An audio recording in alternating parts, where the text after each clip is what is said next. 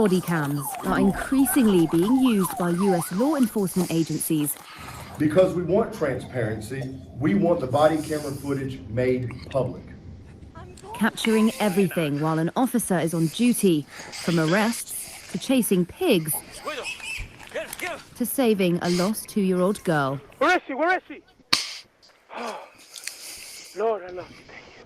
But they also record police killings. Most notably, prosecutors used recordings from the body camera of former police officer Derek Chauvin to convict him for the murder of George Floyd. You're able to tell what Mr. Floyd is saying there? Yes, I believe Mr. Floyd is saying, "I ain't do no drugs." Here's how body-worn cameras are employed and when the footage is made public. Let's go back to 2014, when the police shooting of a black man named Michael Brown in Ferguson, Missouri, had conflicting witness accounts. That led the Obama administration to fund body-worn camera programs across 32 states. As of 2016, about half of the country's general-purpose law enforcement agencies had bought the cameras. That's according to the Bureau of Justice statistics.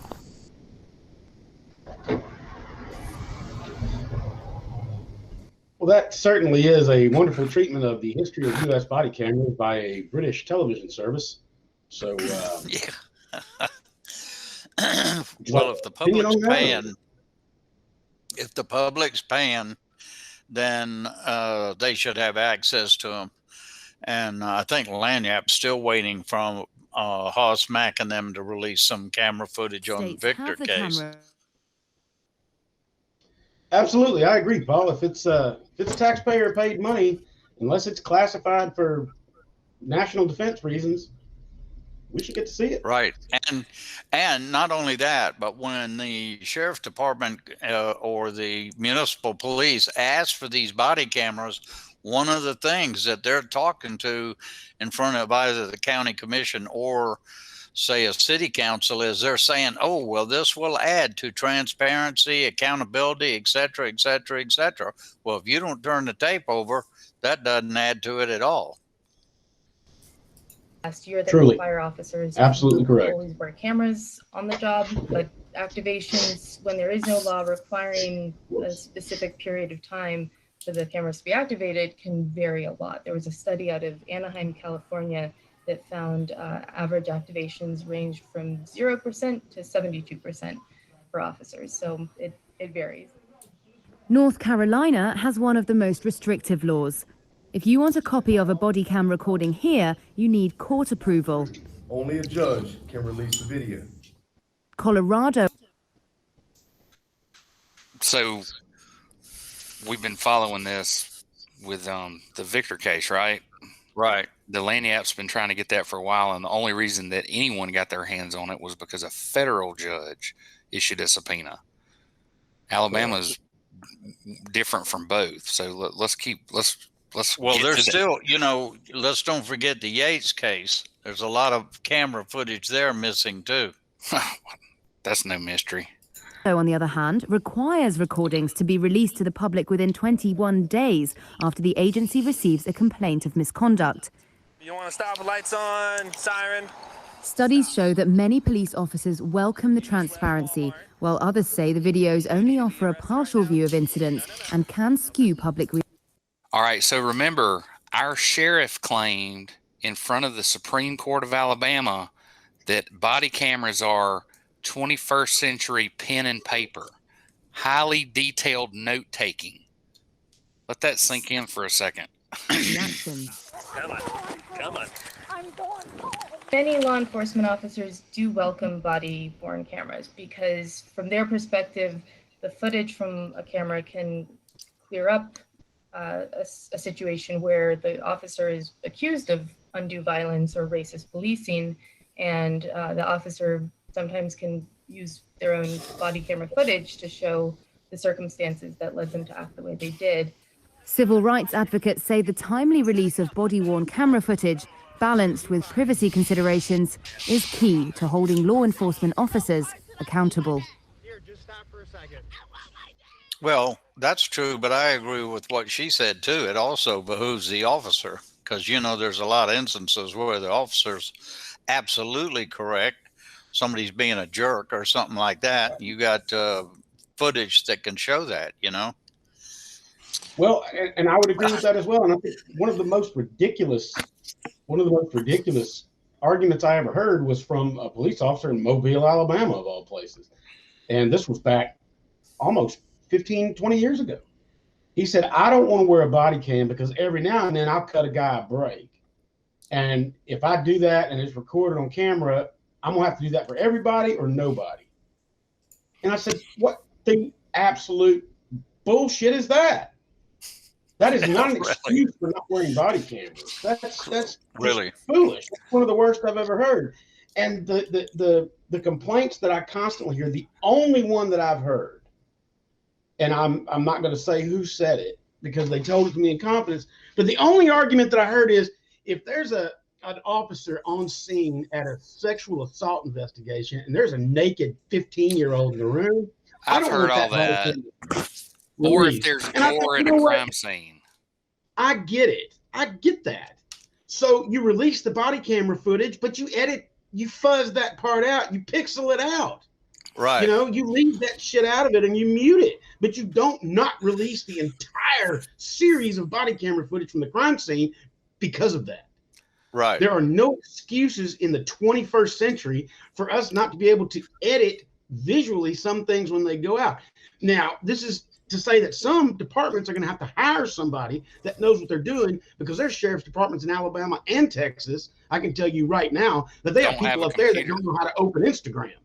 Right. All right. Right. They're cops on that force that don't know how to work cell phones, for crying out loud. So yeah, you're going to have to pony up and get some training done. But like Harry loves to say, it all comes down to training. Yeah. Well, guys, Backstory Podcast number 81, tan, rested, and ready. Mr. Ripp has been out of the country. No representation is made that the quality of legal services be performed are greater than legal services provided by other lawyers. I'm Harry Steele, backwoods Southern lawyer. I'm joined by my partners in crime, Mr. Paul Francis Ripp. Who is that right? Francis Paul Ripp. That's right. Francis Paul Ripp, correct. And enjoyed Mexico for right at 2 weeks at my favorite little beach on the entire beach area. There wasn't 25 American tourists. It was absolutely fantastic, I tell you. Oh, that's beautiful. That's beautiful. And I was ready to come back. We went back through Playa del Carmen, which if anybody goes in the Cancun, Cozumel area, you deserve going down to Playa now by the ferry. It's really great shopping and just sitting there, get in a good restaurant in the corner seat, have a little drink and just watch the thousands of foot traffic. No cars allowed or anything. So it's people from all over the world, and it can get very entertaining. I'm not a huge fan of vacation in Mexico. I've only been there once in Isla Mujeres, and I drank so many margaritas when I came back that as soon as somebody down the street opened a Sprite, that made me want to throw up. So, I stayed at the Moon Palace in Playa del Carmen with a young lady that no longer speaks to me, so I hardly ever get to reminisce about it. But thanks for bringing it up, Paul. that's a beautiful thing. All right, so you want to get things rolling? How about this? 50,000 people dead in your home state of Texas, Raines. Not home state, but that's right. State. Absolutely right. Wow. My state, we got 50,000 gone, and and just now at a full quarter of Texans vaccinated, and we're looking at turning the rest of ours in. It is open season. You don't need to have an appointment. You don't need to have nothing to get a vaccination in Texas right now. You can just walk into wherever. Send it to India. They'll take it. Well, I can tell you what. I can tell you what, man.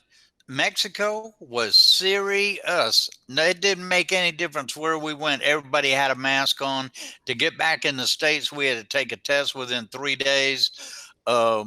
You were checked at the airport like 4 or 5 times. You got to the gate, they rechecked everything again. I mean, they were serious there was no arguing or anything about the mask. If you were in the airport or in the plane, you started bitching, out you went. Hey, Rains, can I take this softball about the border and, well, if you'd shown up, if you'd walked from Guatemala, they'd have let you right in. Sorry, Maybe. Paul. Okay, so one of the things you missed last week that we're willing to go over again because we know you have this close to your heart, this issue. No, I got my lanyards and got all lanyarded up today. Got the last issues and read up on everything. So I've been following it somewhat. Nothing surprising, I must say. Okay, so you know that Elliott was one of the 5 senators that flip-flopped. Right. Okay, so we got so it's 4 bills that are all going to be on I guess it'll be in November. It'll be our next election. So November, and all of the bills are tied together in one up or down vote, which will include an Alabama education lottery, 6 casinos, plus 3 more on Indian land. It allows legal betting on college and pro sports and repeals. Anyway, you can't have these little bingo halls all over the place anymore like they have up in Jasper and in North Alabama. They're now, a lot more prevalent. When does that come up? That's what I'm saying. The next time we have a general election, it will be on there, up or down, and it's all one constitutional amendment. So that'd be 22. Right. It's anyway, anybody with a brain knows that this is a terrible idea because all they care about is setting a ceiling on games. I disagree. Well, I think it's a terrible idea. Well, it's not going to pass. There's no doubt in my mind. I hope not. The general Alabama voter will vote it down because the pulpit controls the vote in Alabama, and they'll say vote against it. I agree with Rains. That's probably what's going to happen that's what's happened almost every single time. And the same 1 or 2 things happen. Well, we'll get to the marijuana thing in a minute, but I'm going to tell you right now, this was a basic key to fit in the keyhole of the Indian war chest. Yep. And so when the bands of Indians in the Indian tribes in Alabama said, look, if you want campaign donations, you better support this. This was the key that unlocked that war chest. And that's why Elliott and others flip-flopped on it. The voters are going to vote it down. And they'll find a better way, and it'll go straight lottery. But this was a key to unlock that war chest, and that's exactly what it did.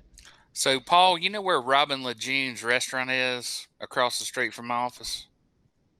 Correct. Okay, so from the Hampton Inn all the way up to Hooters, they need to bulldoze that entire thing. All of those restaurants don't take advantage of the beautiful bay behind them, right? So hell, let's condemn them, tear them all down, give them a handsome price for their property, and build the most kick-ass casino that the United States has ever seen right there. I tell you the best location that I've seen anywhere in this area, hands down, is the original Maritime Museum over in Mobile. No, the $16 million pillbox. Yeah, but I'm telling you what, you turn that into a casino, that would be fantastic. Right on the river. Oh, I love it. Hey, look, and it'll take a direct hit from a Scud missile. That's right. Yeah. And I guarantee you the revenue. They'll make it Ocean's 14.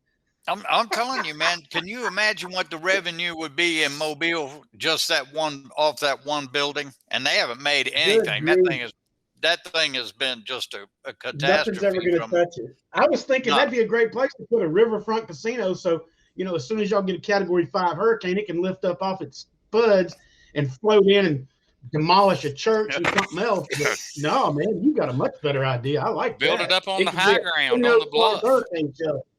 I mean, if these people aren't going to take advantage of this beautiful property, talk about and I thought, well, anyway, if you drive around Baldwin County, Paul, you will see my two pet peeves: mini storages and dollar stores. There are at Mini least stores Those are 7 your of two these pet going peeves? on right now. Those are your mini two pet peeves.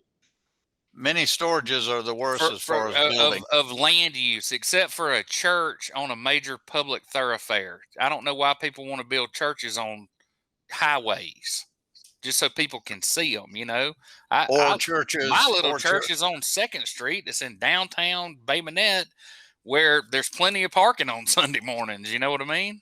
Right. And sometimes you have churches that are established within a municipality, say like in a downtown area, and they outgrow their footprint. And so then they start asking for zoning changes and absorbing the neighborhood around them. Now, a lot of them have been moving out of town, but that still happens quite a bit.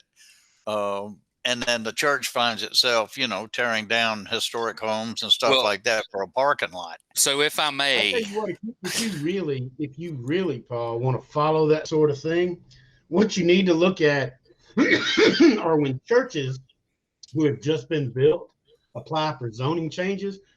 Go and look up the hearings, and you'll see that the lawyer for the little Asian massage parlor down the street shows up and says, "Excuse me, Your Honor, they're seeking a zoning change that would make my business illegal because it's within so many feet of a church." And guess what? The zoning change gets struck down. And I love it. I love it. It's you the can't same move thing to a with nuisance. True. Right. It makes it reminds me of the Goche gravel plant. In Goche, Mississippi, there's a gravel plant, and it's been there since Vietnam, right? It's been there since like 65. Okay. It's a gravel plant on the main rail line. It's got a little spur that comes off of it. All right. It's a gravel plant. And people built houses around the gravel plant. And later on, people bought those houses around the gravel plant. And then they want to complain about the gravel plant noise. Yeah. I always said, caveat emptor, mother effers, because That's right. you bought a house next to a gravel plant. You don't get to shut down the gravel plant because it makes too much noise. Period. So the south side of the Intracoastal Waterway has become residential development. The north side, when I was in Gulf Shores, was still commercial or undeveloped. Mm-hmm. They tie barges up over there, that kind of thing. Well, anyway, it's like you said, since 1975, there's been a little, not asphalt, concrete plant over there. And you know how those hoppers work? There's dust that comes out of the top. Well, everybody that built houses on the water over there were bitching because there was concrete dust all over their Mercedes. Yep. And we're sitting there going, city. And some jackass tugboat captain's always shining a spotlight up in my penthouse window. Yeah, when my wife's in the hot tub. Right. So speaking of wives, is today Arbor Day? It is. First Lady Jill Biden, of who doesn't plant trees in high heels? I thought it was, Doodle would. I'm saving that picture of the spank bank. God almighty, that's awesome. Oh, well, I got one to cure it. So this is look at that tree. That's my big tree, and so this is the tree. This is the reason the state wanted to buy our ancestral land. That's about 4 miles away from this coal ash pile they're gonna leave there. Now remember, the state of Alabama promised my family they would protect this tree and all this beautiful swamp. We were given 235 acres. We basically gave to them. That's all cypress. Look at all that. That's a all I Tupelo see is cypress how many swamp. shrimp boats I could build out of all them cypress trees. Well, that one tree right there, the only reason that it's still there is it's hollow at the top, and it's the same height as all the trees around it. The hurricanes keep blowing the top out of it. Yeah. Anyway, they poured it. Well, it is the champion tree of Alabama. It's right behind my camp. So, did y'all catch the president's speech? I did. I caught Cancun cruise for sure. But yes, I did listen to the president's speech, and I would like to remind everybody when we talk about infrastructure that how many presidents back reigns have we been talking about infrastructure? For how long? As long as we've been talking about lottery. You know what somebody told me in Mexico? They said that the United States is trying to repair bridges, and at the same time they repair a bridge, China's building a city. Or a coal-fired power plant. There's a lot of infrastructure need in this country, but I think a lot of people, and I'll take your Mexico comment to stoke that. I think a lot of people in this country believe that when you talk about infrastructure, that's all you're talking about is bridges.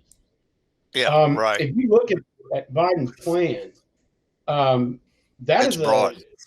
It's broad, and I'll say broadband. A lot of it is wireless internet. And that's a huge, that's a $1.8 trillion project he wants to do. And that's a full sixth or almost a third of what he's asking for, because I agree with what the president says. Wireless internet, access to internet is infrastructure. Okay. And that's huge. It's not just bridges. Yes. Do bridges need to be fixed? Absolutely. Does the interstate highway need maintenance? Yes. But infrastructure is not just bridges and airports. Infrastructure is what holds up and enables the economy. And I don't want people to get convoluted and think that it's all brick and mortar. All right. Well, the other part of it too, Harry, socially, is that the largest workforce affected by the COVID has been women. Somewhere between 2 and 2.5 million jobs lost there. So there's a lot of social projects that are being proposed, and people might look at it and say, oh, well, what the hell has that got to do with infrastructure? But it is a social infrastructure. You got to fix everything. We got everything shut down. I mean, just imagine a monster wheel, and finally it stops. And when it stops, you got to start pushing real hard to get it going again. And that's exactly where we are now. We got to get the entire wheel going. But let me say one other thing about the infrastructure, and I hope that anybody that knows any of their politicians in the area will repeat this to them. We are talking about infrastructure. Let's go and talk about the bridge. Okay, now trillions of dollars. We in Mobile and Birmingham are talking about building a bridge for infrastructure reasons. Do you think any of our Republican delegates are talking to anyone in Washington about getting any money from them? I can assure you they're not. And what they need to do is take a page out of Richard Shelby's book, and that you work with the administration that's in there at the time. Take the money. We could be on the wagon for doing something. And what's going to happen is, let's say they pass an infrastructure bill. Then somebody's going to say, well, hey, how about us in Alabama for the Bay? Well, you guys didn't say anything till now. So watch and see if that doesn't happen, because I think we're on Plan 32 on the Bayway. On the bridge. Go ahead, Harry. Sorry. The only thing I will say is the same thing I will say about this Green New Deal. Whatever the future of power looks like, we have no idea the technology that's coming one day. I still say we use the whole damn causeway as a tidal pool for hydroelectric. I mean, we need to fix it anyway. There are all kinds of big ideas out there that could supplant things on the power side. Same thing when you're talking about infrastructure for broadband internet. Are you talking double twisted pair? Are you talking category 5 cables? Are you talking like cable, like coax? Are you talking fiber optic? Are you talking places that are really out there in the middle of nowhere? Are you talking bouncing things off satellites for them? I think the answer is a shot. That's what they're talking about. Well, that's what they're talking about. No, that is what they're talking about. So anyway, my question is how many people in this world are capable of doing this work? Who has? Yeah, it's great. And let's say tomorrow there's going to be $100 million or $100 billion to for road infrastructure projects in Alabama. You got MAC. You got 5 or 6 big paving contractors and bridge builders in Alabama. Where are they going to get help? Who's going to train these guys? I mean, I can tell you, Harry. Just let me head you off right there. Okay. Because right now in my neighborhood, Tachyon Incorporated is laying 1 gigabyte broadband access, true internet. All right. Okay. And I see them working every day. And it's a 6-man crew with a ditch witch and 4 big coils of cable conduit. And they are getting it done. And they are laying it down. And they are trained perfectly in how to do it. It doesn't take a rocket scientist to lay cable. Okay. I'm not talking about that part of it. Don't try to push that Matt Gates kind of bullcrap that, oh, well, how are we going to train these people? It's not a hard job. It's not Matt Gates, man. But okay, so you're talking about infrastructure, and in the same breath, he proposes a social package where the government is responsible for the care of your child from the time you push that child into this world until they become 19, or now we're talking about community college, through community college. So you're talking 22. Universal child care. And we're going to pay for it by X, Y, and Z and the rich people. Okay. Well, what's bad about that? Well, nothing, except it's not just the rich people. It's small business people too. Okay, great. Yeah, what's bad about that? Well, what's bad about it is right now the capital gains rate is 15% and is projected to go to 31%. And the whole purpose behind that was so people would reinvest their money.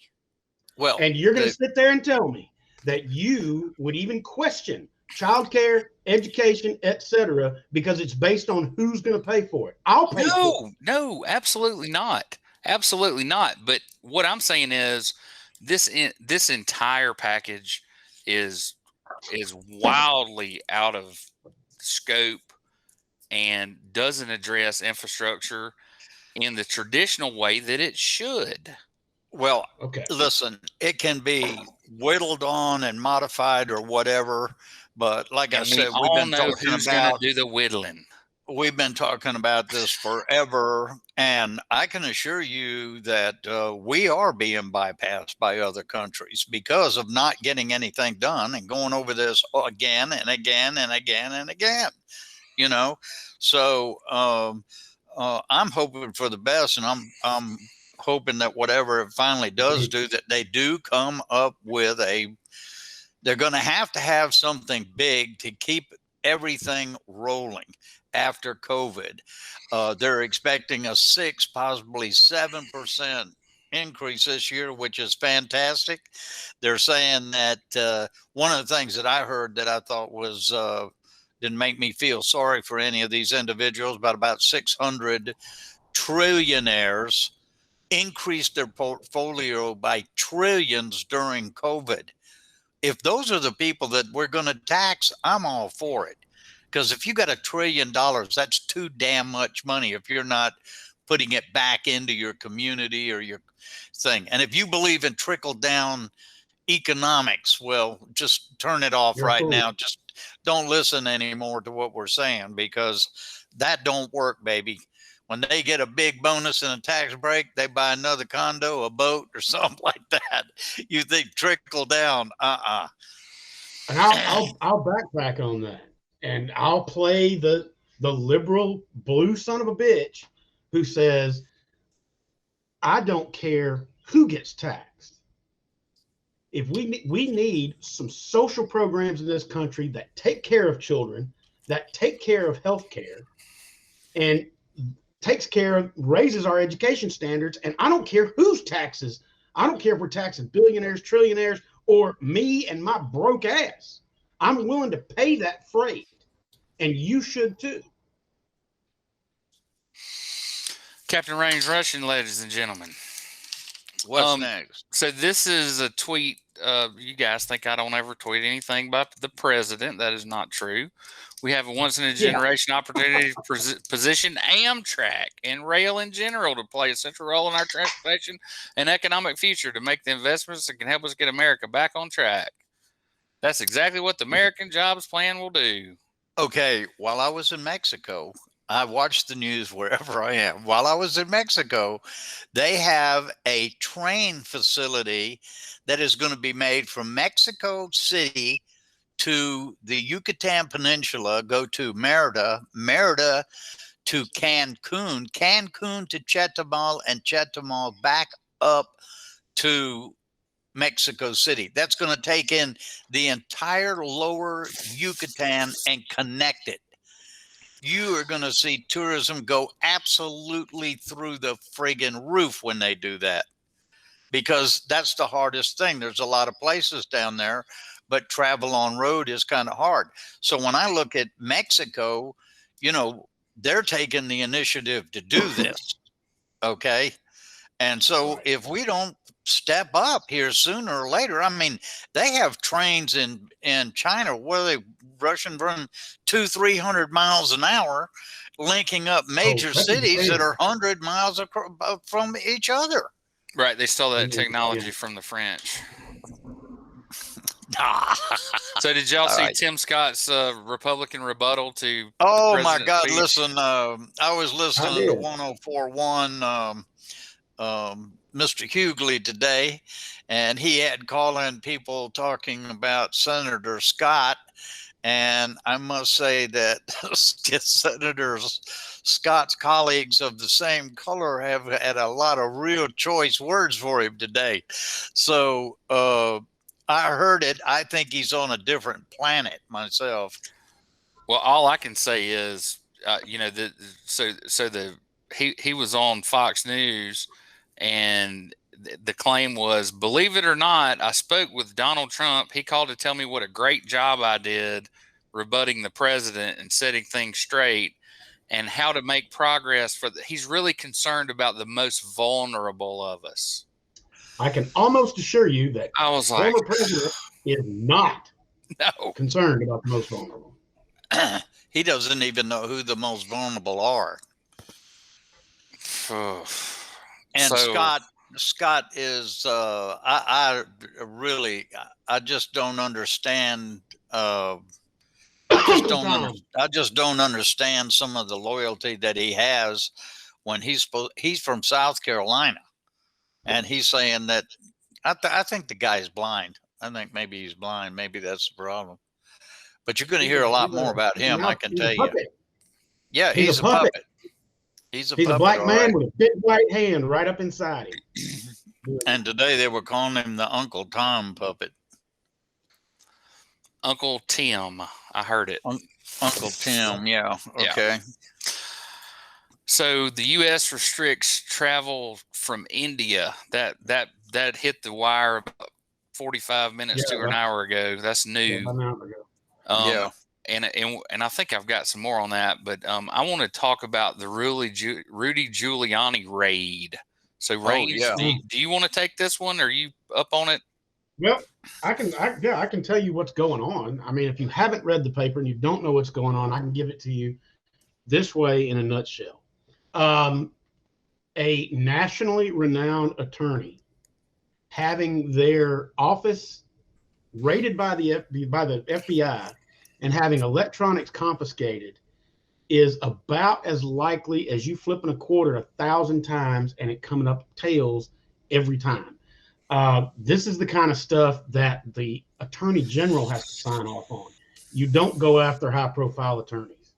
And I'm going to tell you right now that this doesn't have anything to do with January 6th. Nothing at all to do with January 6th. This doesn't have the Ukrainians, right? It has to do with his conduct and the things that he did as an envoy of the president to the Ukraine. That he didn't register as an agent, right? Isn't that the rub? Now, if you don't register as a foreign agent, that's a big deal. We learned that during the Michael Flynn case. Mic off there. Me? Can you hear me? I can. Yeah, good. Okay. Yeah. We learned during the Michael Flynn case that it is illegal to not register as a foreign agent if you are indeed acting as a foreign agent, even if you're ignorant. But I don't believe that that's the case they're going to go after. I really don't, because that's thin and it carries very little penalty.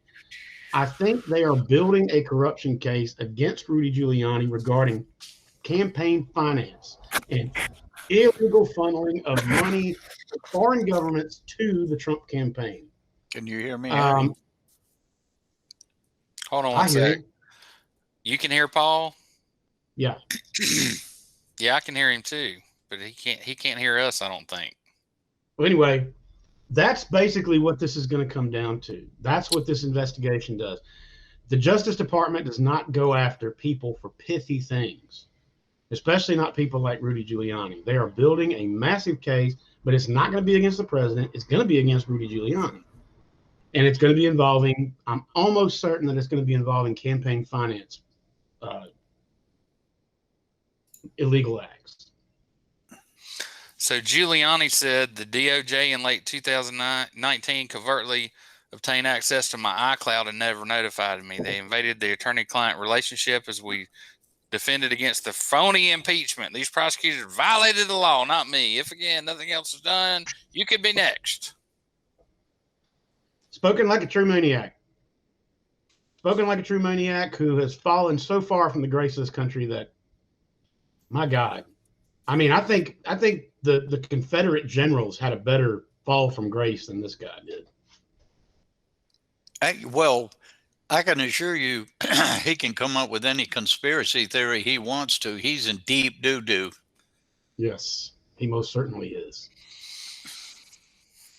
Well, so this is what's going on in Afghanistan, and I haven't seen anything about it on Fox or CNN or anywhere else. The only place I caught it was BBC World News on my Twitter handle. So an Afghan car bomb kills 30 at a guest house in Logar province. Because nobody cares about Afghanistan except Christians and Republicans. That's why. And they don't even care that much. 20 years, we will not have accomplished anything by the time we leave. I don't know, Paul, does that ring any familiar bells with you? Very familiar. Seems like we'd learn at some point. Nope. You can't export an idea. It has to be adopted organically. Graveyard of empires for a reason. Well, I mean, who the hell has ever been able to hold that place? What the British got their ass whipped in 18. Well, the British held it. They were the last ones to at least secure it, but they were only there for 10 years. And then they like the Russians. You know the thing. All right. When you look at Vietnam and you look at Afghanistan, what it boils down to is the citizens of that country are not willing to give up an inch of their land. And they have more motivation for that. I mean, they're willing to die for their land. So then when you send troops to their country, those troops aren't really willing to die for their land. So eventually that's exactly what happens. We tire of the war, just what Ho Chi Minh said. And after many, many deaths, we will retreat and leave because we can't defeat them. And the French couldn't. Right. And look what's going on in Afghanistan. And it's sad, but man, it's been going on for hundreds of years. And in our culture, or in the United States, we've been watching this for 50 years. We don't learn anything. I'm not sending my grandson there, I can tell you that. Nope. Afghanistan has been embroiled in these conflicts since the 16th century. Yeah. All right. And if you think that America's been around a long time, let me do one of my favorite things and throw this little timeline at you. When Harriet Tubman was born, Thomas Jefferson was still alive. When Harriet Tubman died, Ronald Reagan was a teenager. Yep. Wow. Well, I'll tell you something about Afghanistan. I'll tell you something about Afghanistan that always got me. It didn't make any difference which president we were under during Afghanistan. They never could get any control over the poppy fields and the heroin trade. They could never shut it down. They could never even convince them to stop. And, it's been going on forever. And I was thinking, well, why are we involved in a war if we can't even stop farming? you know. Until they But legalized they the never- grow ops in Colorado, the best weed in the country came from Afghanistan. Yeah, well, the So seeds at least. I want to run over this real quick. So a year ago in May, Donald Trump sent his Secretary of State to Afghanistan, and they met with the Taliban, not the Afghan government. And they negotiated a ceasefire with the Taliban. So long as you don't kill any U.S. troops between now and next May 1st, 2020, we will leave. Okay? So guess what they've been doing since then? Killing civilians. Everybody with a PhD or better, everybody who's a mayor, every woman who took her headdress off and put on high heels and went to work at a bank in Kabul. These people are disappearing off the face of the earth.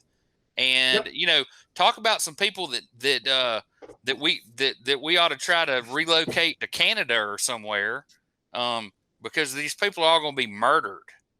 They're being murdered now, and it's not being That's reported. the Pol Pot strategy. So you missed this one last week, Paul. Oh, somehow or another I did hear about it. I didn't get to read the article or anything by Rob Holbert. No, I'm talking about the riddle of the week. Why would I run for sheriff? And the answer is in Rob Holbert's Damn the Torpedoes. Because we have a sheriff that gets blistered. I mean, that's his words, not mine. Judge blisters Sheriff Mack, and the officer, the deputy that pulled the trigger, Hunniday, for the death of Jonathan Victor, or their lack of not taking the opportunity to reassess the situation and determine if Mr. Victor was really dangerous. Those of you that have been following this with us, you know, there's 3 or 4 different cases following the sheriff's department, and this one is huge in the fact that they are disqualifying the immunity, because that's what that qualified immunity is the issue that you're seeing all around the country. Now, this week, disqualified judges deny immunity for Baldwin Sheriff Deputy in deadly 2017 shooting by Gabe Times, and U.S. District Judge William Cassidy said, quote, Deputy Hannaday at the time to plan for what happened if and when Victor did exit the vehicle and behaved erratically, which was entirely foreseeable given the reports of this erratic behavior inside the vehicle before Deputy Hannaday ever arrived on scene. He had time to make arrangements for the safety of law enforcement, first responders, and members of the public. He had time to speak with witnesses to determine what exactly they had seen that might possibly have been a gun when they interacted with Victor. He had time to consider non-lethal force options, such as the taser that he was carrying on his person.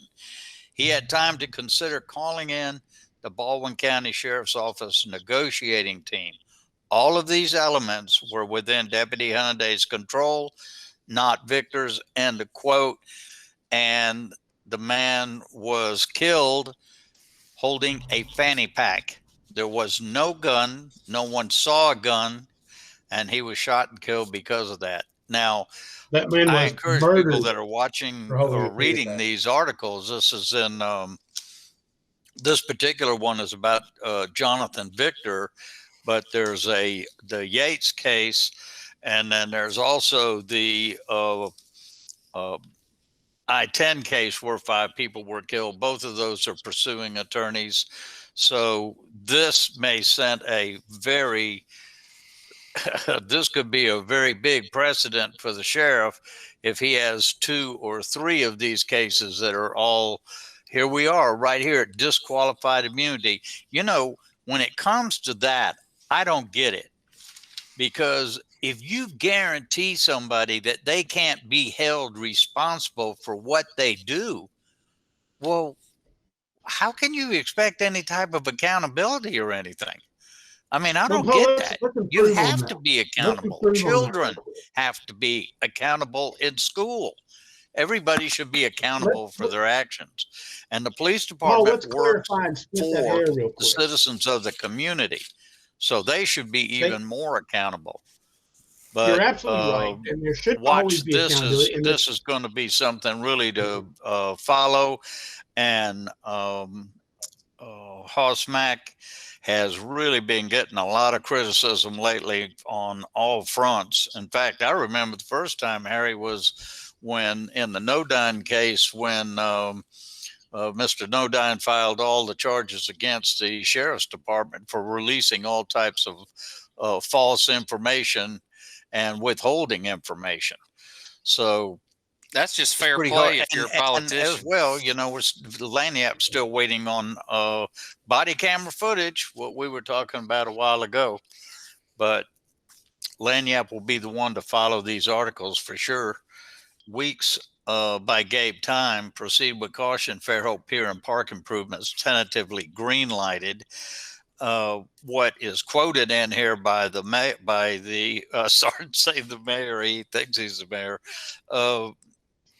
Council President Burrell says the ramp, he's talking about the ADA compliant ramp, looks like a good idea, but I'm not married to it if there's a better way for the parks to accessible to everyone. And they have taken this project now. Remember, the basis of getting the grant was to stabilize the Bank and Bluff area and the ADA compliance. Now the city council can't agree on anything, and what they're wanting to do is do away with any type of ADA compliance because they're saying, oh, well, we have an upper park and that's ADA compliant, and we have a lower park that's ADA compliant, but no one says that you have to have ADA compliant to get from the upper park to the lower park. And they can't. It looks like the council, and it looks like citizens are finally waking up and saying, look, there's one of the things that comes up again and again is that beach area. You know, some people didn't want a beach, but the beach, you have to look at the beach and understand that those jetties were to protect the front bulkheads and everything. And the transition from the upper part to the lower part in the original plan was a slow transition coming down. All of that has been scrapped. And they're saying now they're going to put the money into the pier. Well, I don't know how they're going to do it because they have to comply with the requirements of the grant. And the grant was stabilizing the bluff, and they're just completely trying to bypass that now. So we'll see where that goes, you know. But it's as messed up as the bridge deal. They can't get off go, and they got a lot of people now that are beginning to ask questions like, how in the hell are you going to spend $6.2 million if this is all you're doing?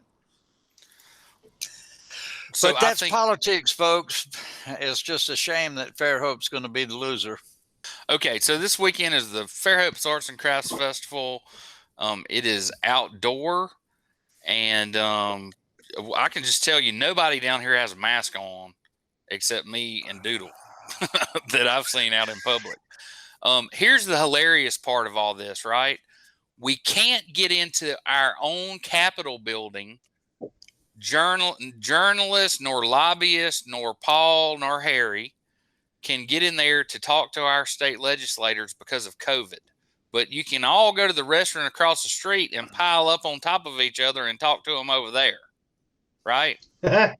So Gadsden, they're saying, open up, hell, whatever they want to do, and Fairhope's having a big arts festival. So riddle me that, Batman.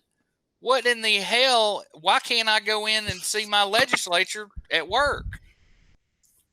COVID? Hardly. They must not be worried about they having a big arts festival down here. That's what I'm getting at. So anyway, Rob Hobart killed a whole nother bunch of trees this week. Did you see cut off? Yeah. So I'm just going to read the header for you. The University of Alabama System Office has decided to answer no further questions about the work. Political columnist Steve Flowers is being paid $96,000 a year to perform there, leaving unanswered matters as simple as whether he was ever issued a university email, and as complex as whether its own rules allow the shifting of pay between system and university budgets. That should be enough for you to want to read the rest of that article, because I'm not going to do it for you. Right. And I like what Flowers said was when he was asked how many hours a week he was working on his planning for the Political History Center. Flowers couldn't offer anything specific, but said his work on Shelby's biography was also taking him a lot of time. $96,000 to write nice about somebody. That's what that comes down to. Or not say anything bad about the university system and its chancellor. Well, that's what I'm saying. Nice, got to be nice. Talk nice about them. You get $96,000 a year. Don't you get critical? You're out. Rains, you want to chime in on that? Cushy No, job, I said man. what I'm going to say about it last week. Yeah. Cushy job. How far can you bend over and write at the same time?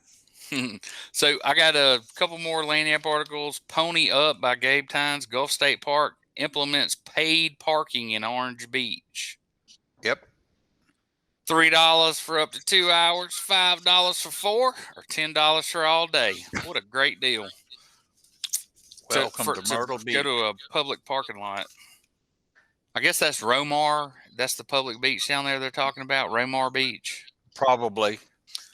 So a very important tool, common database used to track COVID-19 vaccines. So this is written by Dale Leash. I hope you don't go running from the room, Rains, but every recipient of various COVID-19 vaccines nationwide is put into a registry to help healthcare providers determine who has gotten jabbed and when, as well as what product was used according to state health officials. In Alabama, the statewide database used for this purpose is called the Immunization Patient Registry, and with integrated technology, or imprint system. So anyway, all the people that said they're going to use this to track us and all that kind of stuff, the crazies might have been right. Well, not at all. That's ridiculous. Hey, I'm going to tell you, when you go out of country and you take that passport and you put it under that screen, don't think there's anything they can't find out about you that they already have a record. One thing leads to another. I'm telling you, you can find out anything. I mean, you know, there's no secrecy to it. This data is there.